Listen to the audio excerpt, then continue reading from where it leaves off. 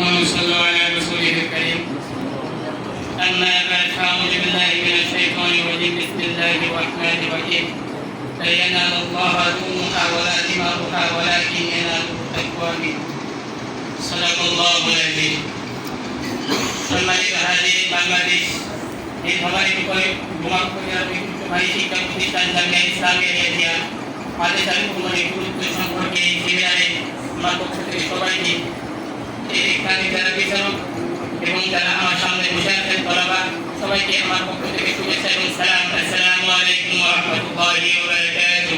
ওয়া আলাইকুম আসসালাম। আমি আমার বক্তব্য শুরু করছি আল্লাহ তাআলার প্রশংসা দিয়ে।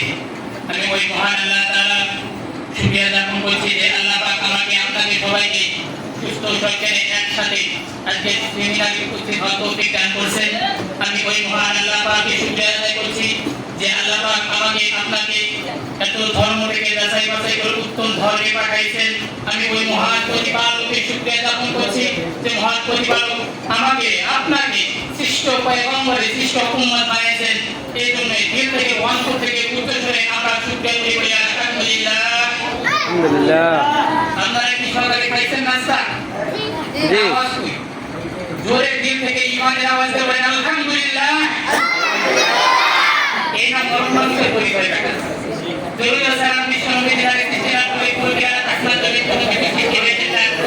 সেই নবী প্রতি একবার ফিরে থেকে আমরা জরুরি সালাম করি সাল্লাল্লাহু আলাইহি ওয়াসাল্লাম। ইনশাআল্লাহ আমি যতক্ষণ কথা বলবো আমি কোনোদিন বলি নাই, প্রথম বলতেছি, আপনারা সজাগ থাকবেন ইনশাআল্লাহ। এতক্ষণ যারা কথা বলছেন তাদের তুলনায় আমি এখন কিছু না। এতক্ষণ যারা কথা বলছে কুরবানি শিক্ষা এবং এর গুরুত্ব, আমি একটু ভিন্ন ধরনের কিছু কথা বলি। আমি মনে করি আমরা এখানে যারা উপস্থিত আছি আমাদের ছাত্র আমাদের উপরে কারোর উপরে কুরবানি ওয়াজিব নয়। আমাদের জন্য যে কুরবানিটা করা আমাদের জন্য দরকার। আমি সংক্ষিপ্তভাবে সেই কথাটা বলবো ইনশাআল্লাহ। আল্লাহ যেন আমাকে বলার তৌফিক দান করে। আমিন আমিন। সম্মানিত হাজিরিন, ইসলামে অনেক ধরনের কুরবানির কথা রয়েছে। এক হচ্ছে জানে কুরবানি, দুই মালের কুরবানি, তিন মনের কুরবানি। আমাদের যেটা করা এটা হচ্ছে মনের কুরবানি। কেমনে জানে কুরবানি কেমনে দিবেন?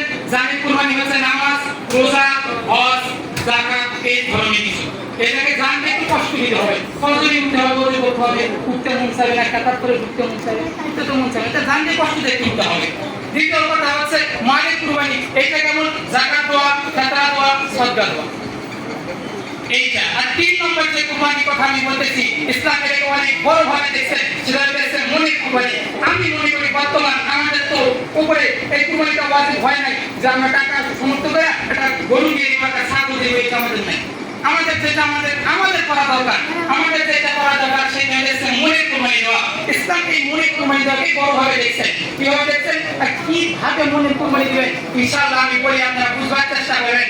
যে ব্যক্তি আল্লাহর জন্য মনের কুরবানি দিবে, মনের কুরবানি যখন মানুষ দিবে তখন 8-12টা উঠে গাছে দিতে পারবে না। জান যে মনের কুরবানি দিবে আল্লাহর জন্য, সে জুমার বাজারে যায় নানির দিকে তাকাইতে পারে না। যে আল্লাহর জন্য নিজের মনের কুরবানি দিবে, ও বারবার পর মেসেজ করতে পারে না, জান খাইছো, ঘুমাইছো, রাস্তাতে যাচ্ছে একটা বেটি বেহায়া বেলাজা উলঙ্গ বেটি একটা কি দিছেন দিদি দিছে আই লাভ ইউ, ওইটা সুসাকে ওরে মনে করে এ কি বলো নি।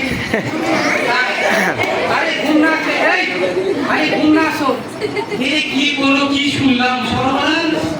একটা পুরাটা বেহায়া বেলাজা বেশরম উলঙ্গ বেহায়া নারী তোমাকে আই লাভ ইউ করছে। এই সবচেয়ে দুনিয়ার সবচেয়ে বড় ঘটনা আমি যেটা বর্তমান মনে করি, দুনিয়ার সবচেয়ে বড় ঘটনা হচ্ছে নারী। আর আমরা যুবক, সর্বোচ্চ যুবক এই বাংলাদেশের মধ্যে 100% যুবকের মধ্যে 90% যুবক আর ফিতনার মধ্যে পড়ছে। 1 নম্বর ফিতনা সেটা হচ্ছে নারী ফিতনা, 2 নম্বর ফিতনা হচ্ছে ভোলের ফিতনা। সর্বোচ্চ যুবক আজ নষ্ট হয়ে গেছে, ওদের ঈমান চলে যাইতেছে, ঈমান হারা হয়ে গেছে একমাত্র নারী এবং ভোলের কারণে। কথা বলো ঠিক বলছি না আমি? মনের কুরবানি দিতে হলে কি হতে হবে? নারী থেকে বেরোতে থাকতে হবে। যে ব্যক্তি মুমিন হবে তার ভেতরে আল্লাহর মুহাব্বত থাকবে, আল্লাহর তাকওয়া থাকবে, আল্লাহর রাসূলের মুহাব্বত থাকবে, আল্লাহর রাসূলের আদর্শ থাকবে। ডুমরের বেটির মুহাব্বত থাকতে পারে না।